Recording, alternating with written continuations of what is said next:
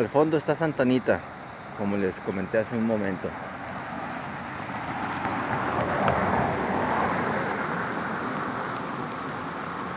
Esto era parte del bosque de la primavera hace unos años.